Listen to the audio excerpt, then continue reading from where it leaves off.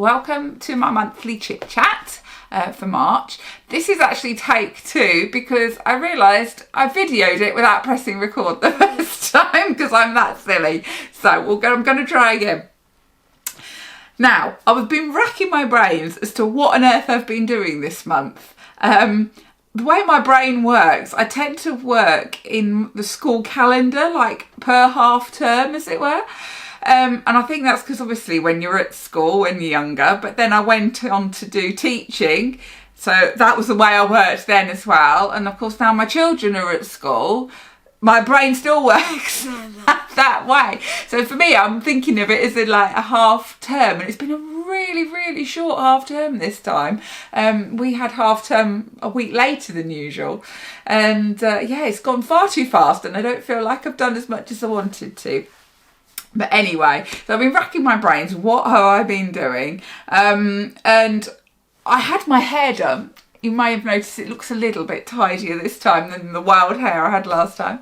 So that was nice. That was my thing for myself this month. I got my hair done. And I've been busy with my kids, doing all their activities and all those sorts of things. But largely I have been in my studio, which has been lovely, getting lots of time in my studio this month. And so I will share with you what I've done there. I also did a job for myself, well, and my family, of cleaning out my garage. I've made a big start on this. I moved in about like 5.5 years ago, and I've got boxes and boxes out there. And I'll be honest, most of it is art stuff. I have a lot of art supplies, and as I go through them and pull them out, perhaps we can have a little look and I might have a little play with them. But one thing I did do was I discovered a whole folder of artwork that I'd completely forgotten about, and I've pulled a few bits out. I thought I would show you. Now, before I discovered coloured pencils, I used to do a lot of drawing in graphite. And I found a few pictures I could show you of what I used to do. And these are probably quite old now. I don't know exactly when I did them, but they must be over 15 years ago. And this was a cat we had called Cuddles. And when I look at the size of it, I'm like, wow, to me, doing a graphite picture that big, I wouldn't have thought anything of really. Whereas these days, a lot of my coloured pencil pieces, I do some bigger drawings, but largely I tend to work a little bit smaller just because of the time it takes to do. So these ones I'm looking at, I actually think are quite big for me. And I got this one here of a dog, and sadly I have absolutely no idea whose dog this is, and I really wish I did. But yes, I used to like drawing animals in graphite before I did coloured pencils. But before I found my love of drawing animals, I used to do a lot of still life drawings and just drawing random things. Yes, I found this sink here, looking into the washing up in the sink, and it reminded me, I'd forgotten how much I used to love creating artwork and pictures of just very random things, but like looking at things from different angles. Excuse me. Sorry about that, I just had a major coughing fit. I had to go get a drink. Suddenly had a really bad tickle in my throat. Now, where was I? Yes, angles. I used to do things looking at things in very different angles and different perspectives. And I'd forgotten I used to do a lot of work like that, because I think when I started drawing animals, I'd particularly like pet portraits and things, largely you do tend to look at them from eye level. People want pictures of their pets, you know, like kind of at their eye level.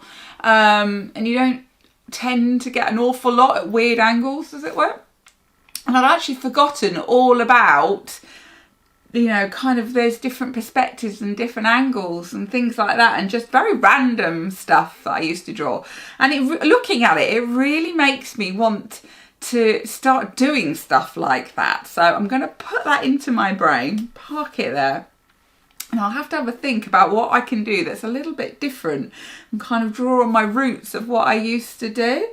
I found one other still life as well, just of chopping board with different vegetables and things like that. I like looking at the different textures. I love drawing different textures. And also I used to really like drawing in graphite, and it's not something I do that much of anymore. And I really should. That's something else I need to do, is pull out my graphite pencils. And I'm going to drop these now. Sit. Pull out my graphite pencils and yeah, see what I can do. So I have to say, my thing, or why I wanted to share this with you, is that it's really good practice to keep all your artwork, obviously unless you're selling it or gifting it or something. Even if you don't like it, even if you think it's completely rubbish, keep it. And the reason being is it's really good practice to pull it all out further down the line and have a look at it, because then you can see just how far you have come on your journey and the progress you've made.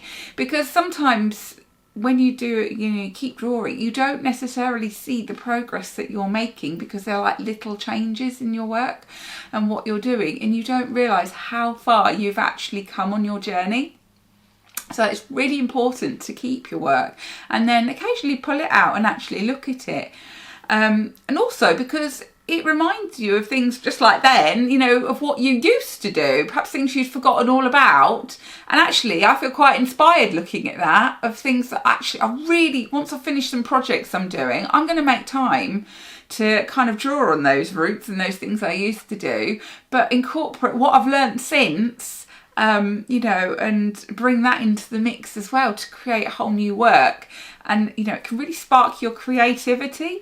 So do not throw it away, okay? I know sometimes it's tempting, but even if it's the worst piece you have ever drawn, keep it, okay? It's really important. You don't have to show anybody else, but yeah, just for yourself, it's a really good idea. Now, I also found something completely different. See, I have done some very different things in my time, which people probably don't realise, but I did this illustration, as it were. I'll hold it up here, hopefully you can see, of, aliens, for a children's kind of design. It was something for thinking about, adding text to it. I think I've forgotten now exactly what, but it was definitely to do with the aliens. And I did this one in black pen outline and then watercolours. And I pulled it out and I showed my children, and they thought it was the best thing ever, bless them. And my little boy is like, I want it in my room. But that is something totally different for me. I'm not someone who generally just draws from their head. I need to see things. Even if I take lots of bits from different places and put it together, I need to see things. I'm not one of these people that's fortunate enough just to draw randomly from their head, particularly realistic things. I need to kind of see. But that was something totally out my comfort zone and totally different. And you know what? An awful lot of fun. So yes, I would also advocate to you just really stepping outside your comfort zone and giving something completely different a try, because you just never know what's going to happen. So yes, as I keep rummaging through my garage, I'm going to see what else I can find out there that I've completely forgotten about. I'm sure there's probably more artwork, and I know there's definitely a lot more art supplies that I'm going to have to fish out and have a play with. So yeah, I'll keep you posted as to how that one's going. Now, what have I actually been doing inside my studio this month? Well, I finished the dog picture that I showed you. I was working on last month, but I haven't actually got it here to show you in the flesh, as it were, because it has now gone off to its owner. So I shall pop a picture on the screen here for you to see. But yes, I'm pleased that I finally got it finished. Sometimes I think we park stuff and we put it off and procrastinate, and I think artists are probably some of the biggest procrastinators out there. So I will do something on that at some point, because I think it's actually quite an important subject to cover. But I got over it and I finished it off. And the owners were very pleased with it. And they've taken it to the framers. So once I get it back, although they said it was going to take a little while, once they get it back, I shall get a picture of it so I can see it framed, which will be nice. So yes, I finished that. I've also started, where did I put it? On this month's and next month's, it's a big project, tutorial that I'm going to be doing of a red panda. And this one is on pastel mat again, like the last tutorial. And we've got, I don't know, you probably might not be able to see the lines on the page, but we've got a red panda hanging on a branch, basically. And we're going to do a nice kind of blurry, greeny, yellowy background. So we've made a start on this. And what I would say is working on pastel mat again, this is the second one I've done recently on pastel mat, I've forgotten that I do actually really enjoy using it. I think you get so stuck on using a particular surface once you find something you like. It can be very easy just to keep using that surface, or you might have two surfaces, but you know, you keep using it and you keep using it, and you don't step outside your comfort zone and explore other surfaces, or even revisit ones from the past. And I think it is such an important thing to do.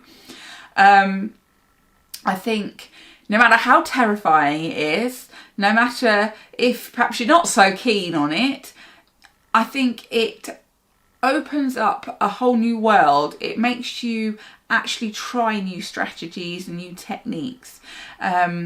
And it makes you just really work outside your comfort zone sometimes. And it can really spark your creativity as well, because you're having to do things in a different way sometimes. So I would really advocate, actually step outside your comfort zone, get yourself some new surfaces to work on and try them out. You never know what you're going to actually like. You might surprise yourself. Whilst I still adore my favourite surfaces of Stonehenge and the nostalgia paper that's a bit smoother, working on pastel mat is a lot of fun when you persevere with it. If it's something totally different to you're used to, I know a lot of people give up far too soon. You've got to get used to it. And there are tips and strategies to help you with this. And one of the things that I find helps is working with some harder pencils. Now, I usually use things like the Luminance pencils. Luminance are one of my favourite pencils. They're nice and soft and creamy, and I like using those with the Lightfast as well. Now, the Lightfast are oilier, as it were, and you're going to say oilier. All pencils, artists are told they're either oil-based or wax-based, but all pencils will have a certain amount of wax and oil in them. It's just depends on the proportions of what they put in and the pigments and the fillers, which is why all pencils are different. But the Luminance are waxier than the Lightfast. The Lightfast are more oily. Now, more oily generally can mean harder pencils like the Polychromos. However, I like the Lightfast because although they're harder than the Luminance pencils, they're still really creamy, and they just are so smooth when they lay on, and they've got that coverage, which is what I personally really like in a pencil. And I'll probably be shot down for saying that I'm not so keen on Polychromos because they are harder and they're not as creamy and rich, which is what I personally really like. However, having spent some more time working on pastel mat, I've discovered using the Polychromos and the Pablos, which are another Caran d'Ache pencil like the Luminance, it's just that they're a bit harder. Using those two pencils kind of for those initial layers on the pastel mat, I have to say, are beautiful. They work much, much better than the softer pencils for those first layers. And I think because the paper is so kind of textured, somehow they seem much creamier than they would do if I was just using a smooth kind of paper. So I have learnt to change my whole opinion on them, and I take back every horrible thing I ever said about them, because I'm learning to love them, and I am growing my pencil collection in that regard. So I do think if you come across a brand of pencil and you think, oh, I really don't like those, you may not like them. However, it may be to do with the type of paper you are working on. So what I would say is don't give up. Try them on a different paper. Also, when you get a new brand of pencil, it's really important to try them out a few times. Don't just use them once, because sometimes it's just a question of actually getting used to them, particularly if you've been using something else for a long time. But yes, do try a different type of paper if that perhaps you're not so keen. Like in my case, for donkey's years, I would only use the odd polychromos, really, just when I wanted something hard for a very fine line. I just was not keen on them at all. I know a lot of people are. They just didn't suit the way that I was working. Whereas, yeah, I'm now incorporating them, and the Pablos, which, by the way, loving the Pablos. Pablos are amazing. I have used them a bit in the past, but why I've never bought more of them, I do not know. So for some projects I've been working on, I have invested in some more Pablos, just buying them singly, the colours I need, which is a great way of building your collection without having to fork out too much money in one go. So yes, I have got some more of those this month, and I've been using them on a project for myself. Now I'm going to pull it out in a minute and show you, because I'm not sure where I've put it. I will pull it out in a second. I've got it here somewhere. If you are doing lots of drawings for other people, tutorials, anything like that, it's important every now and again to just create something just because, just for yourself, just because you feel like it. And I think I got stuck in a bit of a rut of, whilst I love doing my tutorials and drawings of those animals for my students, you know, that's focused on what they would like to learn, what pictures they would like to draw. And whilst I have an input in that, it's not fully for me, if that makes sense, and commissions and other things that I've got going on, you know, it's all kind of guided by other people. So I really wanted to do something just because I felt like it, to be honest with you. So I started a new picture. Let me go and get it and show you. So here we go. I had to just go and get it because I didn't have it to hand. But I am drawing a chameleon at the moment. Now this is, well, it's not going to be huge, but because of the detail in it, it is actually taking me quite a bit of time to do. But that's quite nice. It's not like I've got a particular deadline for it. And drawing all those different kind of shapes in there, actually, it's really quite therapeutic. And so, yeah, I'm just doing a little bit at a time as I sit down of an evening in front of the television or something. And yeah, just working on little patches. And it's what's really nice about it is actually using colours that I don't get to use that much in animals. I can't say I've ever drawn a green animal before, I don't think. So it's really nice just having some bright, fresh colours and doing something a little bit different for myself. So yes, I'm working on that one at the moment, and I shall keep working on it. I'm hoping next time I do one of these chit chats I can show you it finished. And And yeah, it's nice because even when I sit on the sofa with my children, you know, if they're having a bit of downtime watching a movie or something, or like the other day my daughter wanted to watch the Taylor Swift Eras tour, I could just sit there and do some drawing with her while we're sat on the sofa together. It's quite nice. I'm not somebody who's very good at sitting still watching the television. I need to be doing something with my hands and keeping busy. So this is a good little project for that. So yeah, I'm going to be continuing to work on that next month as well. So that's what I've got coming up. And the other thing is obviously my red panda is going to be a big one I'm working on. And I'm also working on a secret project, which I cannot wait to share with you guys, but I can't tell you what it is just yet. So that is keeping me busy. I've got a deadline coming up in about just over a week's time for something I'm doing. So yeah, I'm going to be super busy doing that, getting it finished. And my brain can't really cope with thinking about much else at the moment, if I'm honest with you, after that. Finishing my tutorial, finishing that, and then making time to do things just because why not? So that's what we've got going on, and I've got Easter holidays as well. So my children are going to be off for like 2.5 weeks nearly. So they're going to be keeping me very busy for most of April.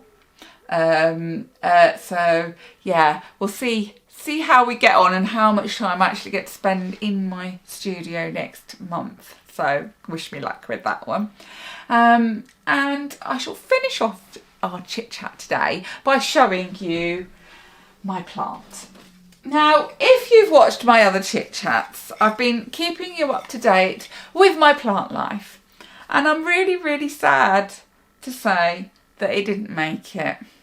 I have no idea what I did wrong. I tried watering it a bit more, I tried watering it a bit less, and nothing seemed to work. So sadly, yeah, I'm a bit gutted. Clearly, I'm not very green fingered. I need something very easy to look after, and I think perhaps I will stick to the pencils and perhaps just draw them instead of having them. But it's really sad because I really like greenery in my art studio, but I need to look for something that is going to be really, really easy to maintain so they don't die. So yeah, I'm a little bit gutted that my Harry Potter plant, as we called it, the mandrake, well, it did once upon a time, has snuffed it. So yeah, sadly, I'm going to have to get another plant that's a bit easier. But anyway, so that's it pretty much for me in this little chit chat. If you've got anything you'd like me to cover in the future with videos, then let me know, because I'm starting to put some up. If you didn't see already, I did pop up a video all about pencil sharpness, which stemmed from the fact that my pencil sharpener broke, and I'm very pleased to say I now have a very sharp pencil here. I don't even see, probably a bit small on the screen, but for super sharp pencil. But I have popped up a little video called How Sharp Should My Pencils Actually Be? So do give that a watch if you're into wanting to know a little bit more about pencil sharpness, and I shall follow that one up with a video about actual pencil sharpeners. So keep your eyes open for that one in the future. That will be my next video that I pop out there. But yeah, if you've got any other ideas of things that you'd like me to cover in short videos, then just leave a comment in the comment box or message me and I'll see what I can do. So have a great Easter, everybody, and eat lots of chocolate. And I will see you in the next monthly chit chat. Bye for now.